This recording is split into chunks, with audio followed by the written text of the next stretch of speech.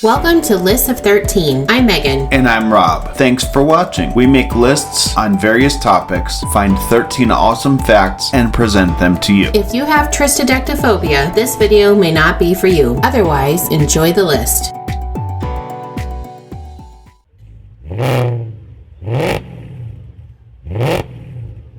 Here at Lists of 13, we like cars. Some may even say we have an unhealthy obsession with them. It doesn't matter what kind of car it is, we are interested in them. Fast cars, slow cars, new cars, old cars, American cars, imports, any kind of cars. In this series, we are talking about cars. All kinds of cars. The good, the bad, and the things that you probably didn't know.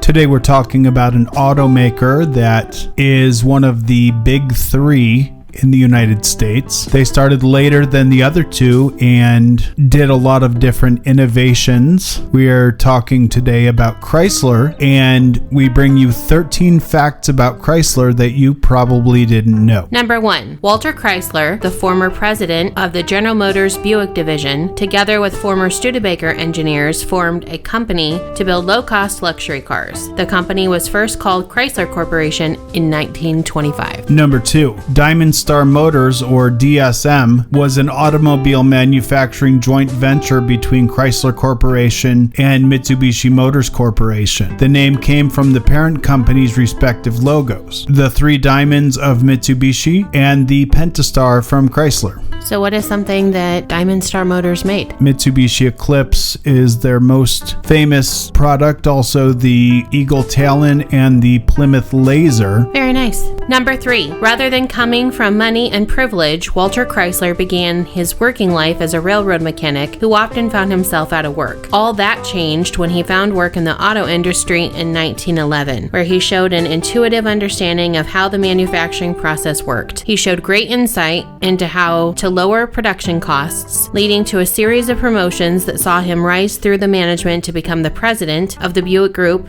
and then eventually founder of his own company. I have seen some things about him that were really impressive, and I'm sure that any manufacturer would have loved to have him on their team. Number 4, much to the chagrin of Megan, Chrysler brought us the minivan. Originally slated for introduction as a 1982 model year, the Dodge Caravan was introduced alongside the Plymouth Voyager in November 1983 for the 1984 model year. The Chrysler Town & Country was a more upscale version of the same vehicle, and it came out spring of 1989 as a 1990 model. Well, as a kid, my dad and stepmom had a Dodge Caravan. I honestly think that might be where my dislike of minivans begins and continues today. I'm sorry for that experience. I mean, I'm not gonna lie, they're pretty cool, especially with their electric doors on both sides now, and the cool captain seats and the TV monitors and all the things that keep you busy inside. I just have no desire to drive a small minibus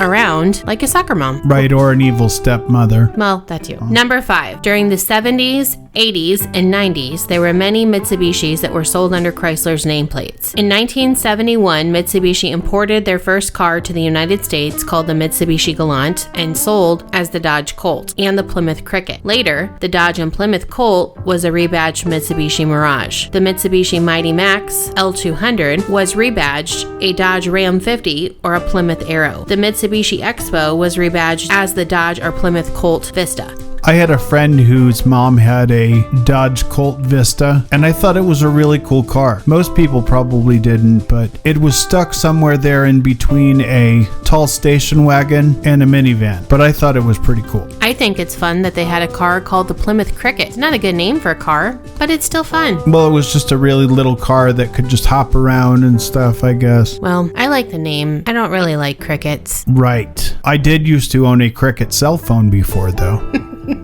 Number 6. Many of us know the Town and Country as a soccer mom's minivan that she uses to get the kids to where they need to go. That's not how the model got its start. It was originally released in 1941 as a Woody wagon. And I wish it would have stayed that way, because a Woody wagon is super cool. But then again, the people who own the minivans also probably think they're super cool, or at least super practical, so there's that. I've owned a lot of minivans in my life, and I never thought any of them were super cool.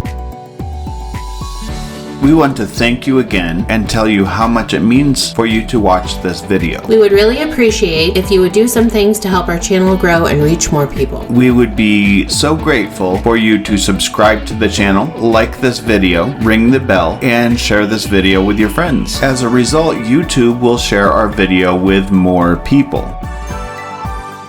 Number 7. The first Chrysler was the 1924 Chrysler 6. It cost $1,565, or in 2022 money, $26,495. Would have been a pretty cheap car now. Yeah, not bad. Number 8. During the 20s and 30s, building skyscrapers was all the rage in the architecture of major cities around the world, and New York was no different. Walter Chrysler embarked on a project with architect William Van Allen to build the Chrysler Building in Manhattan. It would end up with 77 floors and a lobby that was 3 stories tall and would be the Chrysler headquarters from 1930 to the mid-1950s. That sounds like a super cool building. Number 9. Chrysler has found itself in financial crisis 2 different times. The first was in 1979 at the height of the world oil crisis. A big part of their recovery was because their many 4-cylinder front-wheel drive K cars. The second time was in 2009 during the most recent economic recession. After the second bailout, Chrysler became a subsidiary of Fiat. And we know what Fiat stands for. Fix it again, Tony. Speaking of cars my parents owned, though, my mom had a K car. My parents also had a K car. The things that are most memorable to me were the pull handles from the inside and the locks. The locks are like the biggest, chunkiest,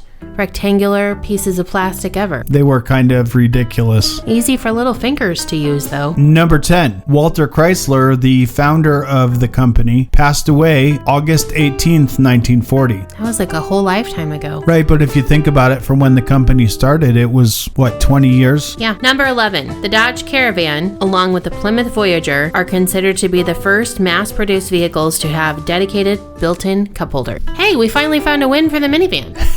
I like cup holders. Yeah, they can be pretty handy. Right. There's a YouTube channel that I watch a lot, and the guy has what he calls the big friggin' cup test, and he test drives a lot of old cars, and he has this big cup that he tries to put in the cup holder, and that means it will either fail or pass the test. And remembering the 90s Caravans that I've either driven or owned, I'm thinking they wouldn't pass his test. Number 12. In 1928, Chrysler Corporation acquired ownership of Dodge. On July 7th, 1928, Walter Chrysler added Plymouth, which was described as the low-priced market segment that was dominated by Chevrolet and Ford. Hey, that's smart to know that you have different markets and you need to be in all of them. This is true, and the one market that doesn't exist anymore is Plymouth because they got dissolved years ago. And number 13, from 1998, Chrysler was in a partnership with Daimler-Benz and was renamed Daimler Chrysler. This partnership lasted until 2007. The coolest thing that came out of that, in my opinion, is the Chrysler Crossfire. We included that car in a video before where we were talking about rebadged cars. And the fun thing about the Chrysler Crossfire is it's actually a Mercedes, which is also owned by Daimler. Hence Daimler-Benz. That's also cool because that means that Chrysler, Dodge, and Plymouth were owned by Mercedes-Benz. That's kind of cool. We hope you enjoyed this list today about interesting facts about Chrysler you probably didn't know. Tell us in the comments what was your favorite,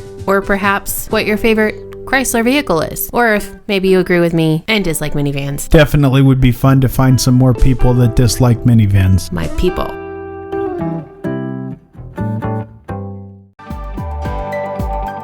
Thanks again for watching. If you have an idea for a new video, tell us in the comments. We'll mention you if we do it. We hope you have an awesome day. And please be kind to each other.